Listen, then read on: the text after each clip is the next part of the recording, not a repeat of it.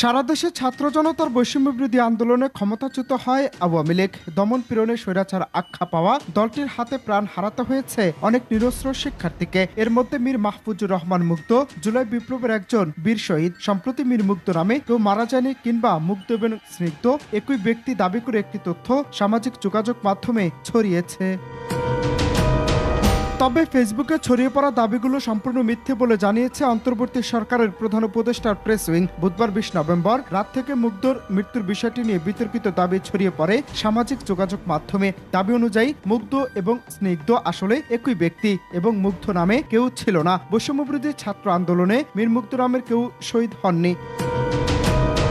তবে ঘটনায় প্রধান উপদেষ্টা প্রেস উইংয়ের ফ্যাক্ট চেকিং পেজ থেকে এক বিবৃতিতে বলা হয়েছে, মীর মাহফুজুর রহমান মুগ্ধ জুলাই বিপ্লবের একজন বীর শহীদ। ১৮ জুলাই উত্তরার আজবপুরে বিক্ষোভকারীরা পিপাসার্ত হয়ে পড়লে তিনি তাদের জন্য পানীয় খাবার নিয়ে ছুটে যান। মৃত্যুর ১৫ মিনিট আগে ধারণ করা একটি ভিডিওতে দেখা যায় তিনি বিক্ষোভকারীদের পানির বোতল এবং বিস্কিট বিতরণ করছেন। বিকেল ৫টার দিকে উত্তরার আজমপুরে রাস্তার পাশে থাকা অবস্থায় তাকে গুলি করা হয়। গুলিটি তার কপাল ভেদ করে মাথার ডান পাশ দিয়ে বেরিয়ে যায়। তার মরদেহ উত্তরা ক্রিসেন্ট হাসপাতালে নেওয়া হলে কর্তব্যরত চিকিৎসক তাকে মৃত ঘোষণা করেন।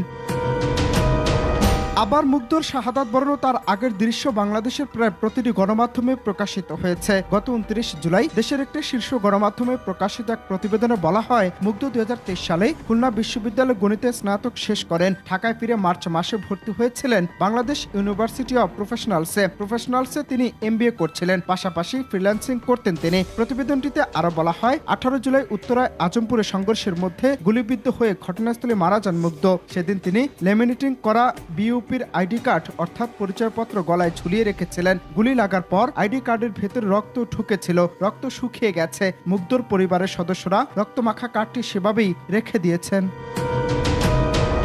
গত ২৭ জুলাই দেশের শীর্ষ আরেক সংবাদ মাধ্যমের প্রতিবেদনে বলা হয়, মুগ্ধ খুলনা বিশ্ববিদ্যালয়ের ১৯তম ব্যাচের শিক্ষার্থী ছিলেন। প্রতিবেদনটিতে আরো বলা হয়, মুগ্ধের জন্ম উত্তরায় ১৯৯৮ সালে। তার গ্রামের বাড়ি ব্রাহ্মণবাড়িয়ায়। ৩ ভাইয়ের মধ্যে মীর মাহবুবুর রহমান স্নিগ্ধ এবং মুগ্ধ ছিল যমজ। এই প্রতিবেদনে আরো নিশ্চিত করা হয়, তার দাফন কার্য সম্পূর্ণ হয় উত্তরাতে। তার হত্যাকাণ্ড নিয়ে বিভ্রান্তি সৃষ্টির যে কোনো প্রচেষ্টা বিচার থেকে বাঁচতে এবং জুলাই আগস্ট বিপ্লবকে হেয় প্রতিপন্ন করার জন্য হত্যাকারীদের পক্ষ থেকে অত্যন্ত একটি জঘন্য পদক্ষেপ।